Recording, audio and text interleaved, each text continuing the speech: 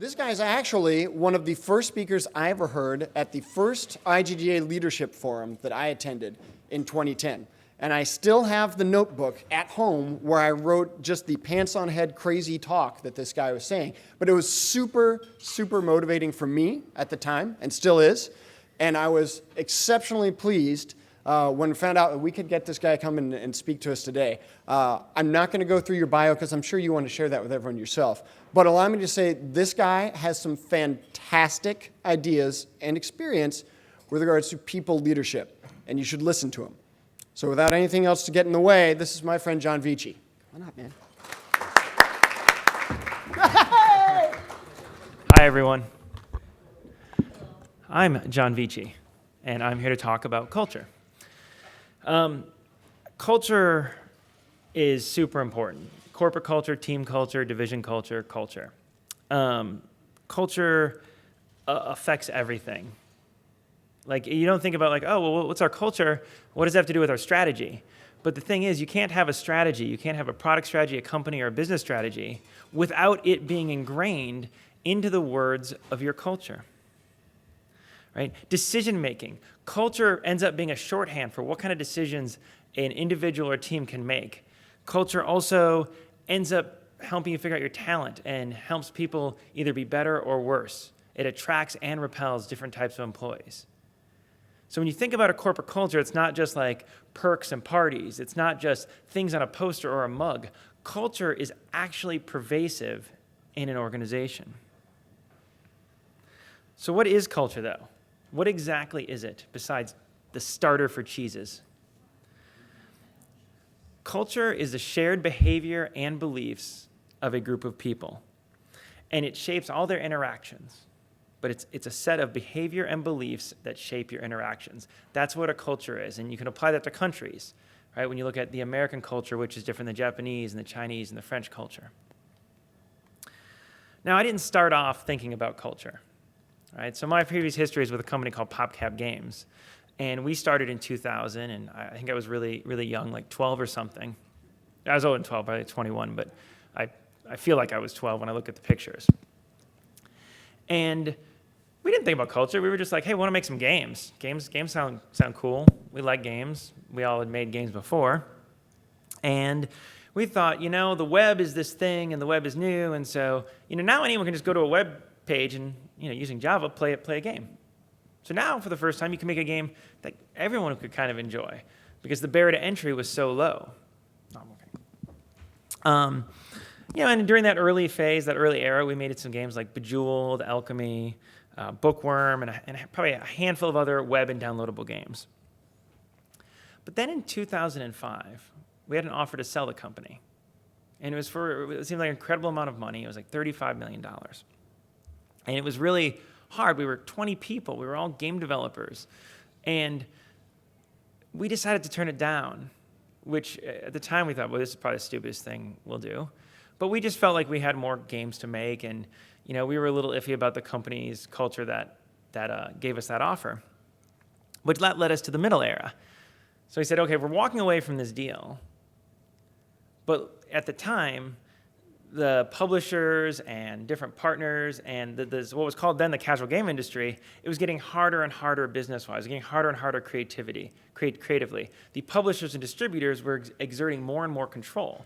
And so we had this fear that if we walk away and stay independent, that our business and our ability to make great products is going to get hurt, and it's going to be attacked, and it's going to be harder and harder.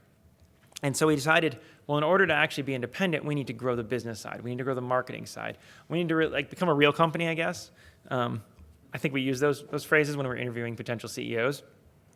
And we hired this guy, Dave Roberts. And Dave wasn't a gamer. Dave, he wore buttons on his shirts, which I guess I shouldn't be making fun of now. But it was a little confusing. I think he even had shoes without laces, which I'm also not wearing shoes with laces, so who have I become? I don't have an MBA. I never will have an MBA. He did have an MBA, though, so it was weird. And we grew the business. We grew the company. In this phase, we grew to over 300 people. We released some incredible games like Bookworm Adventures, Plants vs. Zombies, and one of my personal favorites of the PopCap collection, Peggle. Yes. Peggle.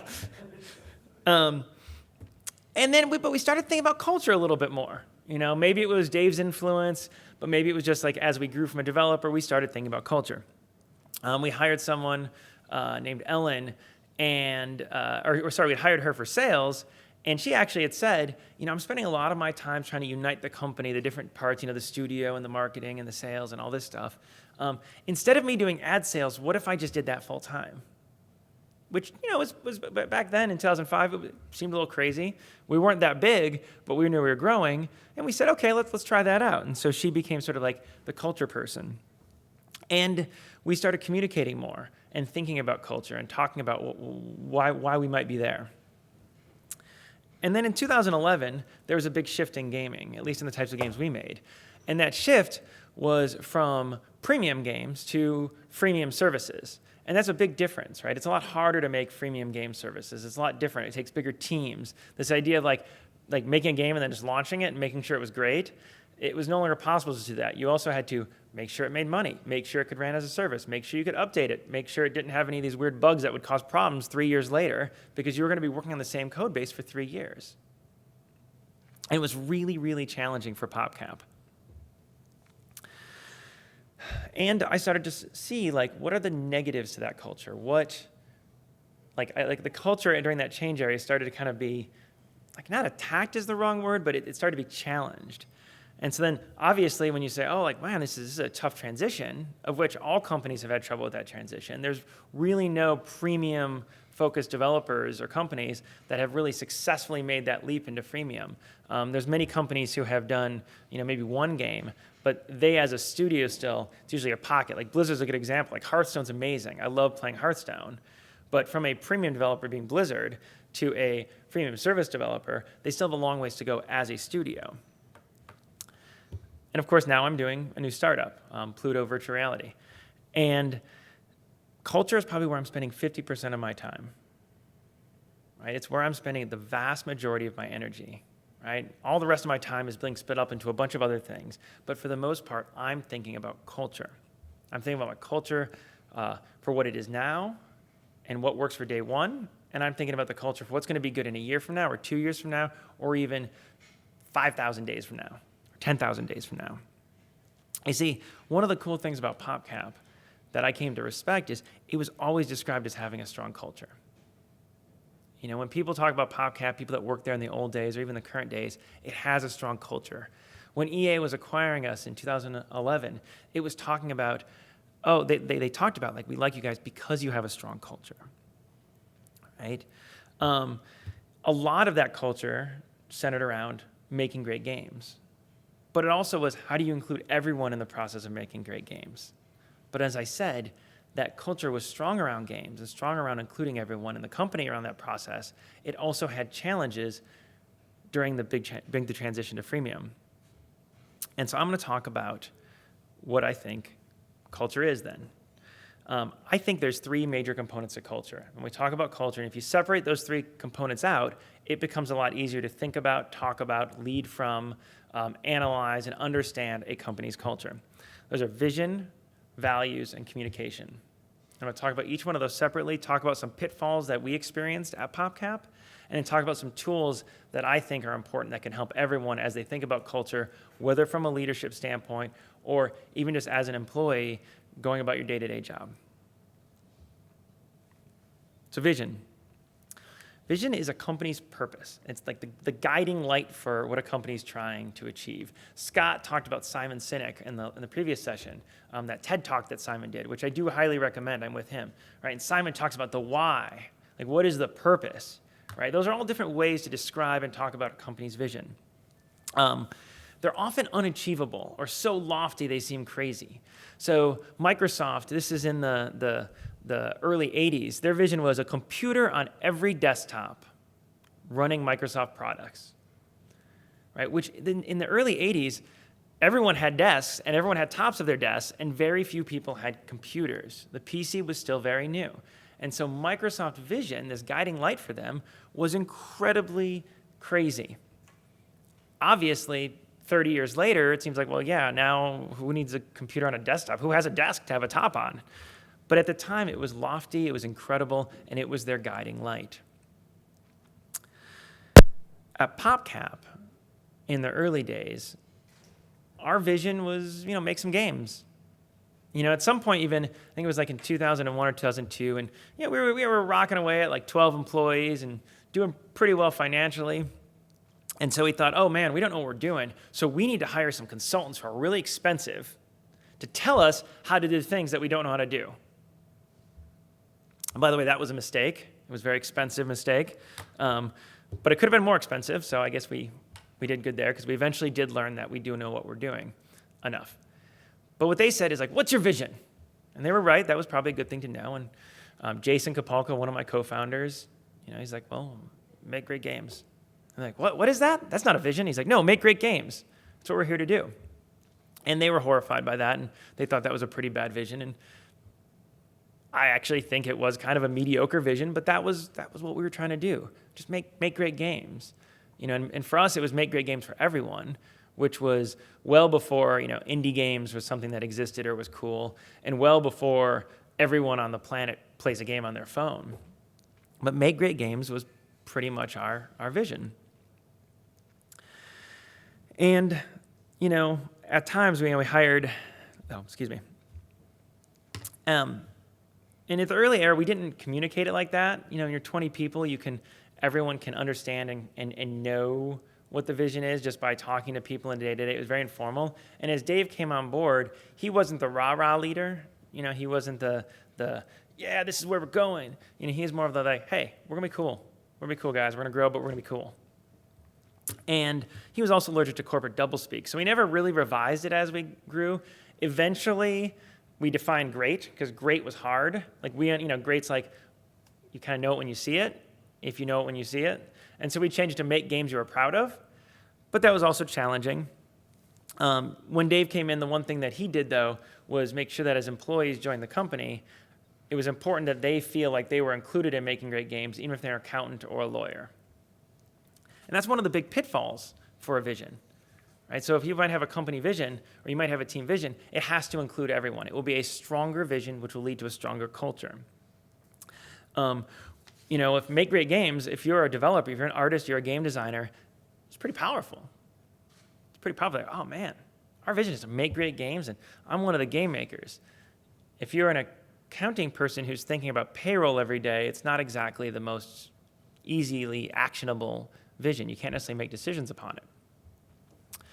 And so one of the pitfalls of vision is not having one that applies to everyone. And again, we did work to make that feel PopCap, like we're all making games, but part of the reason we had to do that work was because we didn't have a vision that applied to everyone. And the other thing about vision is if it's unclear, it's a huge pitfall. If your vision is unclear, if it's not obvious what it is, people will make it up. And everyone will kind of make up their own interpretation of it. And that will cause a lot of organizational chaos. Because if we don't know where we're going, right? If we don't know, okay, we're trying to get to Paris. Right? Our vision is to get to Paris walking. But everyone's like, oh, we're just walking. We're all going to walk in different directions. And so that's a huge pitfall. In a vacuum of vision, people will make up their own vision, and it will end up being chaotic, and it will cause an organizational tension that isn't necessary. So what are some tools around vision? Like how can you use vision? How can you think about vision? First is clarity, clarity, clarity. If you have a vision, make sure it's clear. Make sure people can understand it. Make sure it's something that means something to them, that gives them a why. Why do this? Right? For Microsoft, it was inspiring for the early employees to change the world. That was their why, and that vision spoke to it. So you need to have a vision, you need to be clear. And take that vision and apply it to the edge cases, right? So don't just say, okay, does this vision work? Cool, yeah, it makes sense to people, it's clear, awesome. So, okay, what if we take it to its extreme? What does that mean? Are we passionate about that? For Microsoft in the early days, it was true. It's like, wow, a computer on every desktop. It was a very specific choice. Every desktop, regardless of where it was in the world. Right? And so take it to the most extreme you can. It's like the theory of relativity doesn't mean anything to us on a day-to-day level. But what it says is, at real fast speeds, it means a lot. And that changed physics. And the vision can change your company in an equally powerful way if you look at the edge cases. The other thing is inclusiveness. does it include everybody in your organization? Can it inspire everyone? The more you can answer that yes, and the more inclusive for everyone, the better you'll have and the less fractions you'll have within your organization. It is not healthy, even for a game company, even for a game studio, to say, oh, we're the game developers over here, and you guys are like, you're the business people, right? That's not making a better organization. The last tool is ask yourself, ask people, how many people in your organization know it and can communicate about it in an authentic way? Right? This isn't just verbally say, yeah, our vision's to, go sail around the Puget Sound. But it's like, oh man, our vision's to conquer the Salish Sea, right? And the more people can speak to it, even if it's in their own language, especially if it's in their own language, their own personal language, the more powerful vision you have.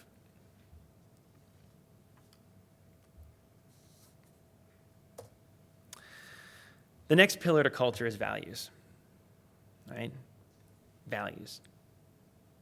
Values are your consistent actions, right? So values are a word that gets bandied about. They're actually horrible in some ways from corporate speak. Because every company's like, oh, we need some values. I hear values are good. I learned that from someone talking at this thing. So we're going to make up some values. Values are merely your actions. They're consistent organizational actions. Good example. If I say I value cleanliness, then I clean. If I say I value cleanliness, but I don't clean, I don't actually value it. Right? So values are your actions. They're what you do. As I said before, one of the key parts of the PopCap culture is we valued games. We had a huge game focus. We talked about games. We spoke about games. We lived and breathed games of all sorts. And in fact, in 2006, we had done a press tour, and a writer from the New York Times sat down, and it was myself, Dave Roberts, and Garth, our PR guy. And Garth started talking, and Seth from the writer at the New York Times, like, just stop talking, Garth. You're the PR guy. I don't trust anything you say. Right? And then Dave started talking, and Seth's like, no, you're just the empty suit. And he looks at me, and he goes, do you even play games? And I'm like, whoa. First, I was kind of impressed because, he was right. But I was like, yeah, we play games. We play games all the time. Like, if you played Dominions 3, which this is not the card game. Dominions 3 was this incredibly, insanely hard strategy game that was, super complicated. It took, 4 weeks of playing daily to even learn the interface. I'm like, yeah, we're playing that around the office right now, and then we're not playing that. We're playing a lot of NetHack. And he was like, whoa. Because he really thought, the company that makes casual mass market games, maybe they weren't gamers. But for us, it was so intrinsic to our culture, who we were, to talk about games. I said Peggle is one of my favorite games, but the biggest inspiration for Peggle, it wasn't Pachinko. It was Burnout and Grand Theft Auto. A lot of people don't know that. But we were playing Burnout a lot, and in Burnout, I think it was Burnout Revenge or Burnout 3, and you do this racing mode where you're driving along, and then you could hit another car and they'd fly, and then go slow motion, takedown, right? In this epic moment. And we were so happy when that happened. We're like, man, Peggle needs some of these moments, right? And that was the inspiration for Extreme Fever. Additionally, we were playing Grand Theft Auto, but we had kind of adapted our own way to play it, where one person would kind of DJ and curate music, and then the rest of the people would, when they were playing it, they would play it, and they were trying to create mayhem and get the cops after you. But it was to try to time it to the music. And so if you knew something was cool was going to happen in the song, you'd be like, I gotta move faster. I gotta really get that action going. And then it was like a symphony that you could watch, and it was incredible. Also, a big inspiration for Peggle, and that's part of the reason why music plays such a huge part to a simple shooting balls off balls game.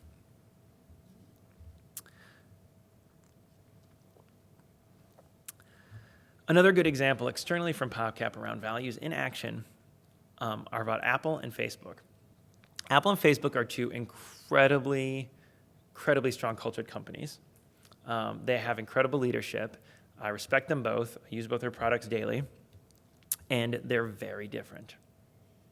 So Apple, ingrained in their core, has an obsessiveness with putting as much as it can into the products, which means they put as little as they can not in the products, which means they have a value of frugality.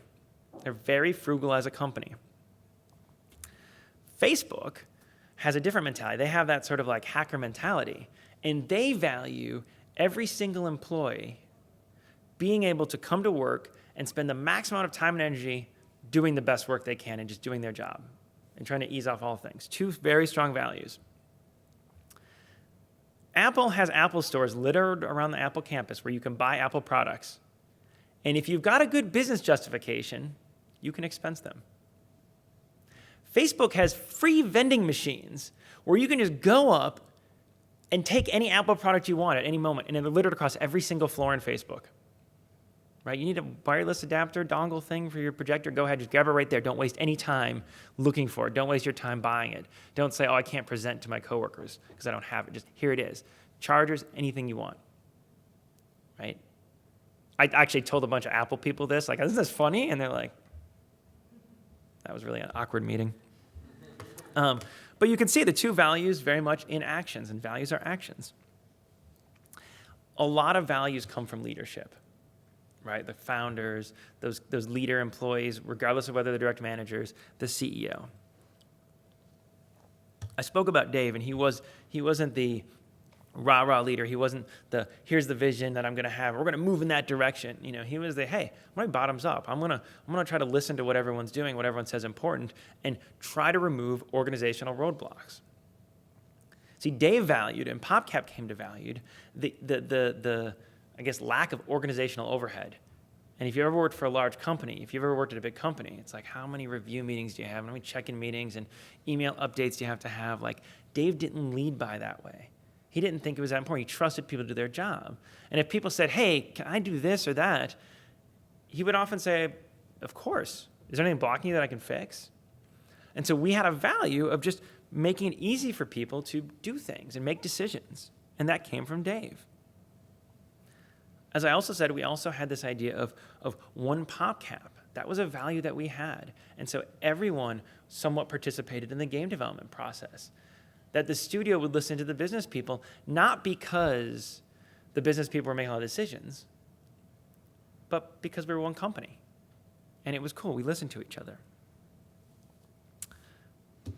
But like every culture thing, there are a lot of pitfalls. The first one is mugs and posters. Mugs. Who has seen a mug and a poster with values written on it in a company? Who has found it horrific? Right. So look, I'm the guy. I'm all about culture. Like, I'm Captain Culture. I find it horrific. What was that? It had an eagle on it. That had an eagle. Oh, eagles are cool. Yeah. So values with eagles are good. Values on mugs without eagles are bad. No, so mugs and posters, misinterpretation, right? So as soon as you say this is what our values are, here's what we value, it can be rough, right? There's this thing that I'll talk about a little bit more later called cognitive dissonance. And cognitive dissonance is the gap between your expectations and reality. And if that gap gets really big, that's cognitive dissonance. So if we think reality works one way, but it keeps working another way, it drives us crazy as human beings, right? So if I held this here and then suddenly it's shot up to the ceiling, it'd freak everyone out on this way that you don't even understand. I wish I could have done that with like a trick, but I can't. Next year? All right. So as soon as you say like, hey, here's what our values are, and you're like, oh, those aren't our values. If you say like, oh, we value great products above anything else, and then your product review meetings are all about how much money the product's going to make or how much money it's made, it's like, well, that's not the action of someone who valued making great games. The other part about values that is equally crazy is truisms. When you have an organization that says these are what our values are, and they're all these awesome things, and it's like, well, of course you're going to value it. Like, things I've seen things like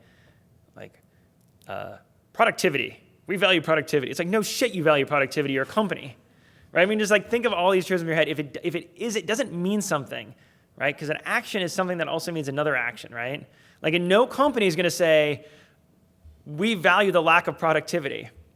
Like, no company is going to say they value that, right? They might value other things that might lead to a slight lack of productivity in the short term, but no company values the lack of productivity. And so a big pitfall to truisms that so many companies, especially when they're, and this is no offense to many HR departments, but when you have an HR department creating a set of values that's disconnected from the leadership, a lot of times you get these all things to all people values with like 1,000 words that mean nothing to anybody, and that's not helpful. So avoid truisms. So what are some tools? I think one of the best tools for values is not a leader saying this is what I value. It's just simple discernment. It's watching. What are we doing consistently day to day that trumps other things? How are we acting in ways that are obvious to the people that are really core to the culture, right? And then making sure from a leadership standpoint, are you aligning your words and actions, right? If I say one thing, then I make sure that my actions are lined up to that. And that's just good management advice in general. It's good leadership advice in general. But when you're talking about culture and you're talking about values, you have to align your words and your actions. It's so vital.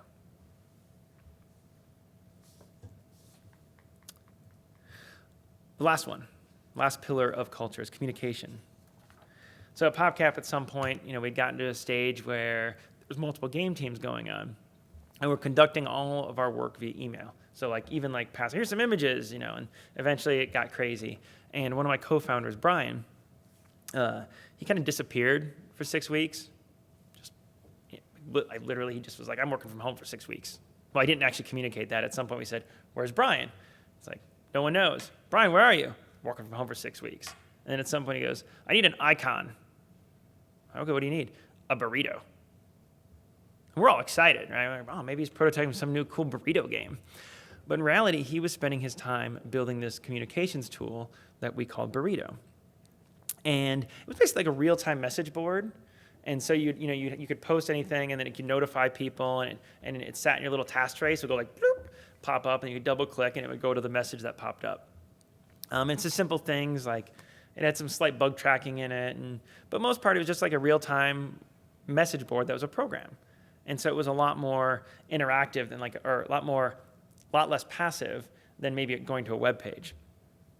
The best analogy right now would be Slack. I mean, who's used Slack? All right, so if you haven't used Slack, you should use Slack because it's super cool. But it's the best. You say it's the shit or shit? Okay, the shit. I agree. Not that if I disagreed, you'd be wrong, but it is the shit. But what Burrito did for us had a huge cultural impact. It gave us a culture of feedback because now there was this public forum that everyone in the studio used, that everyone in the company used. And that's where we got game feedback. And so people would post a new build of the game. George Fan, the game designer behind Plants vs. Zombies, he would always time the prototype builds around holidays, and he'd lightly theme it. And so it'd be like, Halloween PVZ's up. And so you'd get, the studio kind of shut down for 3 or 4 days. Everyone would play the latest build. Everyone would give a lot of feedback, and everyone would see the feedback. And what that taught everyone was, 1, you can give feedback. 2, anyone can give feedback. 3, everyone is giving feedback. 4, wow, are people assholes about the feedback? They're giving really hard feedback. And 5, never are they attacking the person. They're only talking about the product. And Burrito gave us this cultural tool of feedback, of amazing feedback. And it was about products, not people. And it was so powerful. How we speak, interact with each other on a day-to-day basis is powerful. Right? So Slack, I talked about it. It's like this, it encourages transparency. It encourages asynchronous communication. It changes the culture of the companies that adopt it. So before Slack, or Burrito in our case, what would you have? Right? You'd have email you could communicate by, and so some people use Trello or some different things. The reason Slack was created was because the company that they were doing before, they used this modified IRC client that they'd made, which was the inspiration for Slack itself. And you look at the reviews on Slack, and you look at people and they talk about it, they'll say it changes our culture. It changed how we communicate as a team. As I spoke before, Dave really had a giant effect on our culture. In a lot of the ways, he had a very informal way about him. And so we had Friday meetings. So every Friday, there, 4 o'clock, there'd be a meeting, and there'd be some snacks and maybe some beer or wine. And he would just say, oh, here's the weather for the weekend, and here's what's happening in the company, and oh, have you played this prototype, and oh, here's our business results, or we just got this new deal in retail. A lot of the communication became this this informal thing, but it was also informal about the whole company. But there are pitfalls to communication, things you have to watch out for. So one is inconsistent methods. Burrito was a Windows-based program. And in 2006, we hired a really weird type of person, a Mac person. Also seems funny in retrospect, considering so many people are on Macs now. At the time, though, it was like, oh, we got a web designer. What, you want a Mac? Does that even run the internet? It was crazy. But we never redid Burrito for Mac. We never put that work into it. And so what happened was, at the time, it was like, oh, that's one person doesn't have Burrito. We'll give them a PC on the side. That worked for that one person. But slowly but surely, there were more Mac users. Slowly but surely, we got to this point where we weren't sitting down and spending a day with each person talking about how to use Burrito. We weren't introducing them to that. We weren't explaining the importance. It was like, oh, this thing was installed, and it would just blink every once in a while. And eventually, people started ignoring it if they had it. And so what happened was we lost this hugely important thing that as we grew and as we changed phases of PopCap, that tool that was once great actually started hurting us a little bit because now it was so inconsistent. And now it separated the old timers from the new timers. And that was incredibly poisonous for us. Another pitfall is just to underestimate the powers of those communication tools you have. If you have no tools but email, email is shaping your culture, whether you want it to or not. And so it's so easy to underestimate those simple communication tools that you have. The other tool that you have, and this is probably also a pitfall, is conflict.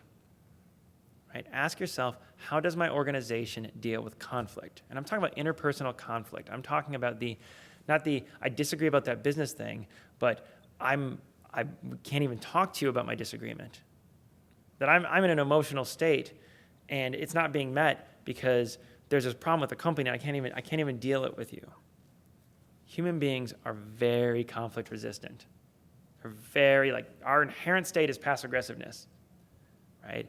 And when I say conflict, I don't mean yelling at people, right? Because that can also be another way of passive aggressiveness. I don't want to deal with a conflict, so I'm going to shut you down. I'm going to remove your voice, right? But how an organization deals with conflict is a super important thing.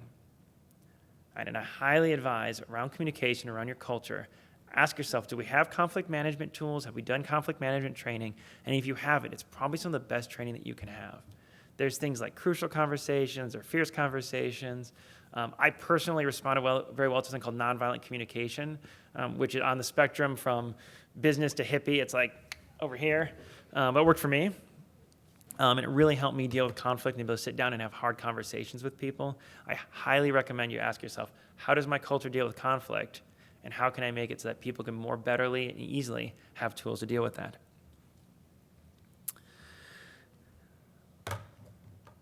Oops. As I said, culture equals vision, values, and communication. And so when someone talks about their culture, it's easier, instead of being like, oh, culture, what does that mean, to break it down, right? And say, okay, well, what's the vision of the company? Oh, no one knows it. Okay. Well, it's again, you might have a slightly weaker culture. Again, PopCap wasn't great. I don't think it was that great when I look back. But we had hugely important values, and we spent a lot of time on communication, and we ended up having a culture from that. And for those people that the vision did appeal to, it really appealed to. It is kind of sad, though, in the games industry where making great games is like, whoa, that's totally novel. You want to make great ones? Not just good ones? Not just ones that ship on time? And culture is very much, as I said, the shared behavior and beliefs in a group. There are pitfalls of culture, though. There are some major pitfalls of just culture in general. You can be non-adaptable. Right? So some cultures are more adaptable than others, but more importantly, every culture is more or less adaptable in different situations. Right? You can only adapt to what your culture has language to talk about. Right? At some point, Microsoft had to change their vision because it wasn't going to serve them anymore. Right? Imagine if they were still trying to put PCs on people's desktops. It'd be crazy, right? So you can have a non-adaptability in your culture. It can also hurt because it can create that sort of Silicon Valley bro culture, right? Like culture isn't just people that look and talk like you. It's not people that just are the same as you. It's culture that shares, it's things that share your vision, values, and communication. But that isn't people like you. It's very important. Stronger cultures are more diverse around thinking, around problem solving, around talents, even if they have a shared vision, even if they have a shared value set, even if they know how to communicate with each other. And then in a vacuum, without intention, culture gets created regardless. It's so important to remember this. In a vacuum, you have a culture. You can choose to how you create it, how you shape it, how you influence it. So there's tools like make specific choices, especially around promotion, especially around hiring, especially around promoting and hiring leaders, because a lot of culture gets defined by that.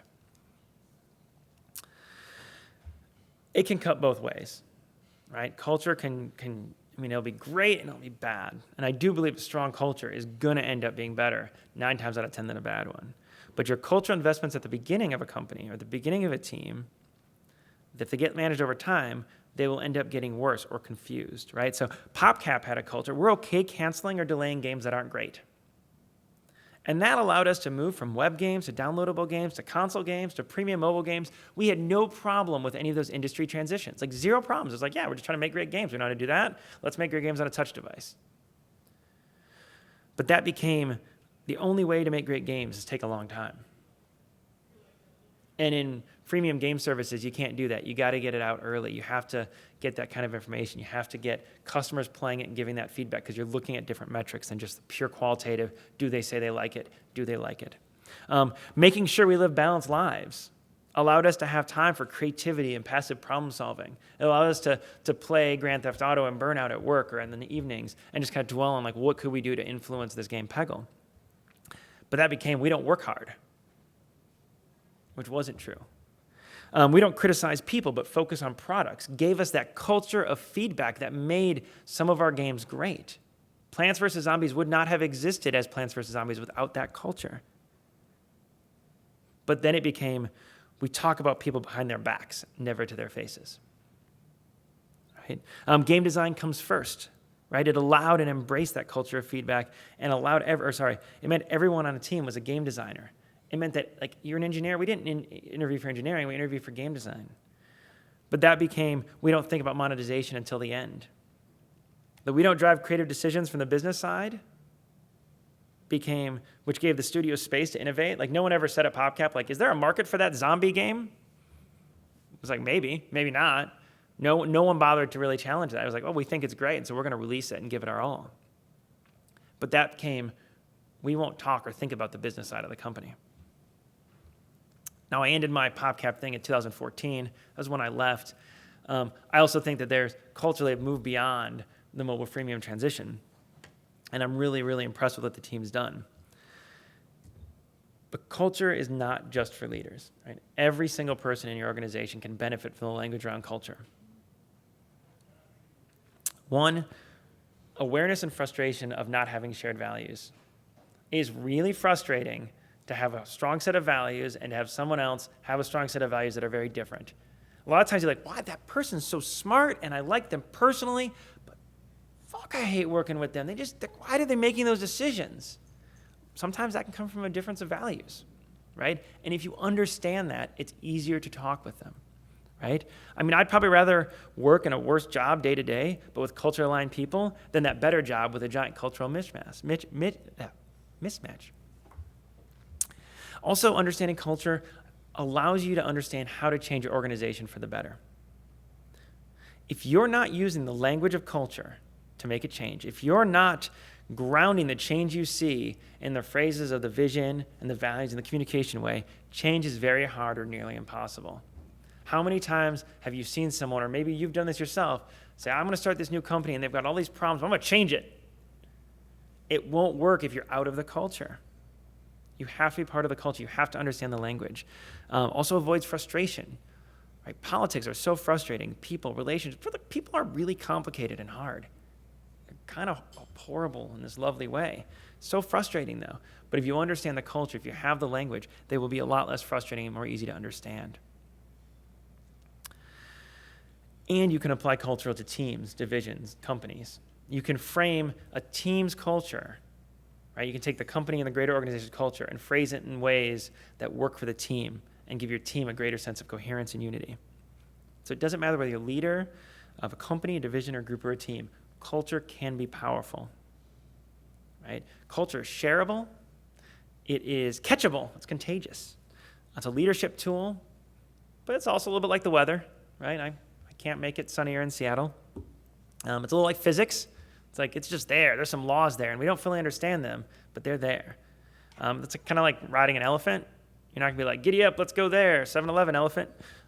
It's like, oh, well, elephant's going to go a little bit where it wants to. But the more awareness, the more intention you can put into culture, the more you can discern what it is or what it isn't, and the more you can shape it, understand it, use it, and it'll be very powerful. It'll help you be more successful with yourself and your organization and your team. That's culture. Thank you, everyone.